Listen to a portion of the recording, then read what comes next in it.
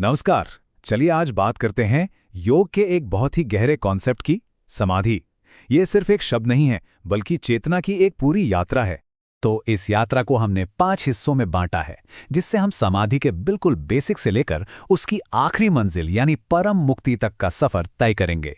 तो ठीक है, शुरू करते हैं। और इस रहस्य को समझने के लिए हमें सीधे उस प्राचीन ग्रंथ की ओर जाना होगा जो हमारा मार्गदर्शन करेगा। हाँ, तो ये है पतंजलि के योग सूत्र का वो श्लोक जो हमारे लिए एक मैप की तरह है। यही हमें समाधि का पूरा रास्ता दिखाएगा और हम इसे एक एक करके परत दर परत समझने की कोशिश करेंगे। तो सबसे पहले ये समझना जरूरी है कि समाधि का मतलब सिर्फ आराम करना या रिलैक्स करना नहीं है। नहीं, ये तो मन की वो अवस्था है, वो पीक है जहां ध्यान पूरी तरह से एक ही चीज पर टिक जाता है और कोई भटकाव नहीं रहता।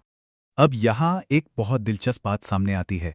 समाधि तक पहुँचने का रास्ता असल में एक नहीं बल्कि दो अलग-अलग हिस्सों में बँट जाता है।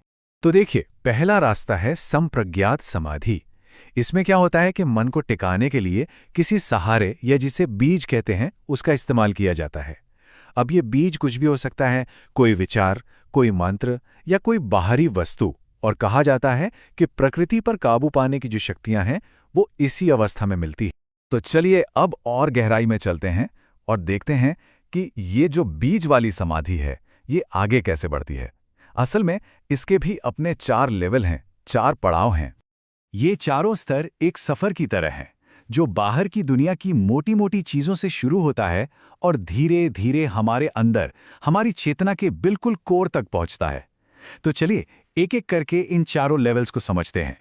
तो पहला लेवल है वितर्क। यहाँ पर मन को किसी एक स्थूल यानी फिजिकल चीज पर टिकाया जाता है। मान लीजिए जैसे किसी मूर्ति पर या जलती हुई मोमबत्ती की लो पर। अब जाहिर है मन तो भटकेगा ही। काम यही है कि उसे बार बार खींचकर वापस उसी एक चीज पर लाना। इसके बाद आता है दूसरा लेवल, विचार। अब ध्यान उस चीज के बाहरी रूप से हटकर उसके सूक्ष्म स्वभाव पर, उसके एसेंस पर जाता है। मतलब अब हम सिर्फ मोमबत्ती की लौ को नहीं देख रहे, बल्कि उसके पीछे जो अग्नि तत्व है, उसके असली नेचर को समझने की कोशिश कर रहे हैं, जो समय और जगह से भी परे है। तीसरा लेवल है आनंद।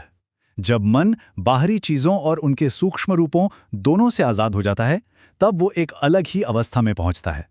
ये अवस्था है सिर्फ और सिर्फ आनंद की। ये कोई आम खुशी नहीं है, बल्कि एक गहरी, स्थिर शांति है। और फिर आता है चौथा और आखिरी लेवल, अस्मिता। सोचिए, यहां तक कि वो जो आनंद का एहसास था वो भी पीछे छूट जाता है। अब सिर्फ एक ही चीज बचती है, मैं हूं का एहसास, शुद्ध चेतना, बस। मन अब सिर्फ अपने होने पर ही टिका हुआ है। तो संप्रज्ञात समाधि की इन 4 सीढ़ियों को चढ़ने के बाद हम एक ऐसे मोड़ पर पहुंचते हैं जहां से समाधि का एक और भी ऊंचा और भी गहरा रूप शुरू होता है। एक ऐसी अवस्था जहां किसी सहारे की जरूरत नहीं।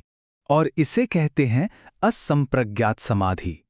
ये समाधि का वो शिखर है जहां मन को टिकने के लिए किसी भी बीज की, किसी भी सहारे की कोई जरूरत नहीं। मन पूरी तरह से, कह सकते हैं, खाली और शांत हो जाता है।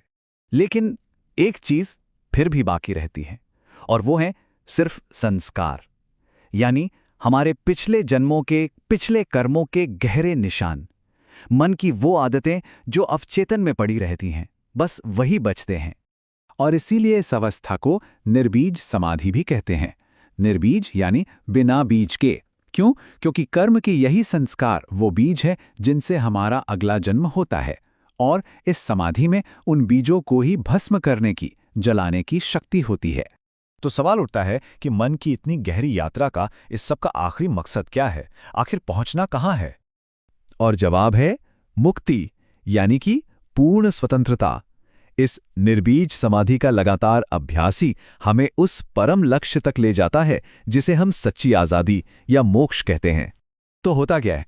जब वो संस्कार यानी कर्म के बीज पूरी तरह जल जाते हैं, तो भविष्य में किसी नए जन्म का कोई कारण ही नहीं बचता। जन्म और मृत्यु का जो अंतहीन चक्कर है वो टूट जाता है। आत्मा प्रकृति के हर बंधन से पूरी तरह आजाद हो जाती है और तब सर्वज्ञता और सर्वशक्तिमान होने की अवस्था का अनुभव होता है। एकदम जीरो। मन एक ऐसी परम स्थिरता में पहुंच जाता है जहां कोई विचार नहीं, कोई हलचल नहीं। कह सकते हैं कि चेतना अपने शून्य बिंदु पे पहुंच जाती है। और ये सफ़र हमें एक बहुत ही गहरे सवाल के साथ छोड़ जाता है कि अगर मन भी पूरी तरह से शांत हो जाए, ज़ीरो हो जाए, तो फिर पीछे बचता क्या है? मन के भी पार अस्तित्व का वो असली रूप क्या है? ये सोचने वाली बात है।